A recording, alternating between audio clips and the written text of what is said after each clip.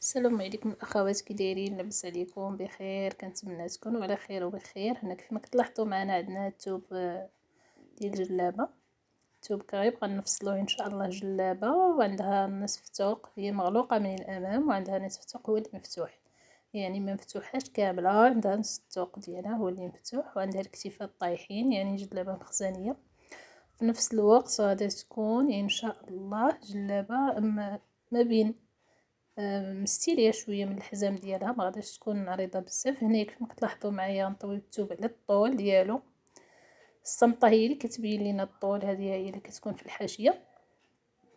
نعاودو نطويه بهذا الشكل، يعني عندنا الطايه الصغيره غادي تجيها هنا. من بعد ما طويتو على 4 غنجي للجهه اللي مغلوقه، نجيب بجوج جهات اللي مغلوقين هما اللي غنحط فيهم العنق، يعني الرقبه باش كتجينا مسدوده. يعني هذه هي البدايه باش كنبغيو نخدموا الطوق مسدود، يعني من الامام كنفتحوا القياس اللي بغينا حنا. هنايا كيف ما لاحظتوا معايا حطيت الكتيفات 8 سنتيم ديال العنق او الرقبه، 8 على 2. هنايا الكتاف عندي 20، زدت عليهم 6 سنتيم، ما بغاتش السيده الكتاف طايحين بزاف. في نفس الوقت غادي نحاول نقادو بينهم وبين الصدر، نقدروا نزيدوا فيهم. هنا غناخد التركيز حطيت فيه 25 سنتيم، وغناخد دورة الصدر عندي فيها 29. هنايا كيف ما كتلاحظوا جات دورة الصدر خارجة شوية على التركيز، غنحاول نزيد واحد 2 سنتيم في التركيز، اولا عندي فيهم 8، يعني في تطيح الكتف 8 سنتيم، باش نحاول نقاد بها الصدر، يعني تجي داك واحد التناسق مع الكتاف والصدر.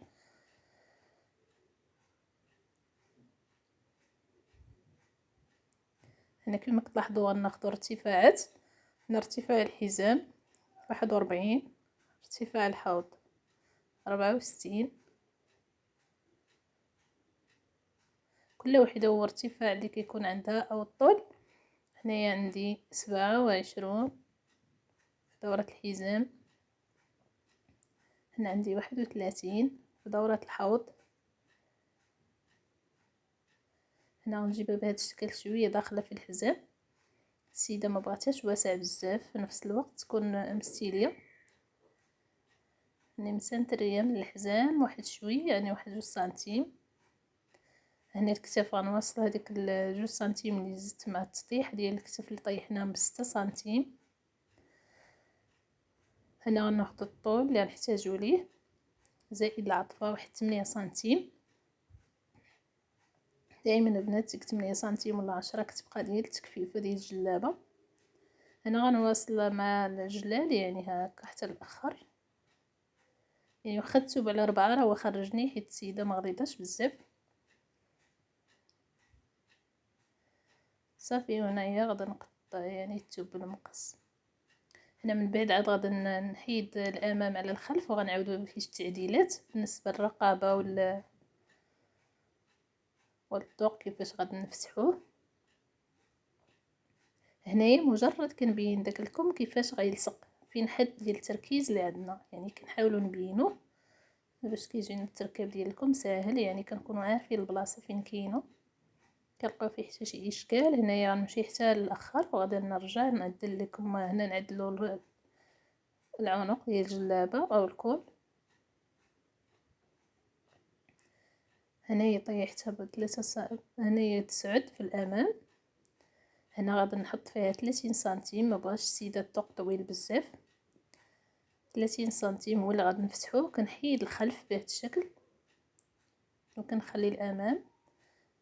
غنحل نفتحوا الرقبه ديالنا، قلنا على 9 سنتيم هكا بشكل دائري، ومن بعد غادي نفتح داك الذوق، يعني غادي يكون هنايا الذوق مخدوم بالصنعه او شي حاجه اللي بغاتها على حساب كل وحده للطلب ديالها.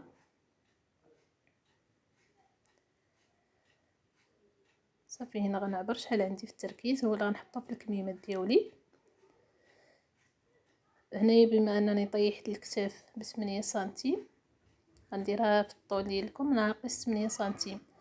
هنا غنحاولوا نخليو الثوب هكا، وناخذوا قياس ديك فانا في الكم ديالنا، ونخليو الاخر القب. هنا كنطيحو التركيز ب4 سنتيم، نقدروا نزيدو فيها ونقصو، يعني ما فيهاش شي قاعده قاره. هنا التركيز ديالي اللي عندي في الجلابه هو اللي خصني نلقاه هنا في الثوب على 4. هنا قلنا الطول ناقص 8 سنتيم اللي طيحت بها الكتاف. دائما 2 سنتيم ديال الخياطه خصها تكون زايده. هنا حطيت 18 سنتيم في الدوره.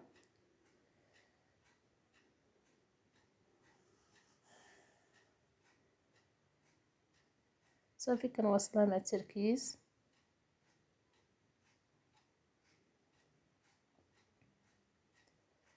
هنا بالنسبه للتركيز كاينين ما كيبغيوش داك العرض بزاف، ولكن هنا راه ما عريضش بزاف حتى لديك الدرجه، يعني مزيان. حذفت له غير 1 سنتيم. تنحاول نشوف الثوب هنا واش ل4 مقاد، عاد كنقطعو، يعني ماشي نلحقو نبداو نقطعو كيف تيقولوا الف تخميمه وتخميمه على ضربه بالمقص، يعني حتى نتاكدوا من الثوب ديالنا راه مطوي مزيان 100%، وعاد كنقطعو. صافي هنا غادا نشوف داك الثوب اللي بقى ليا، نحاول نخرج منه القب.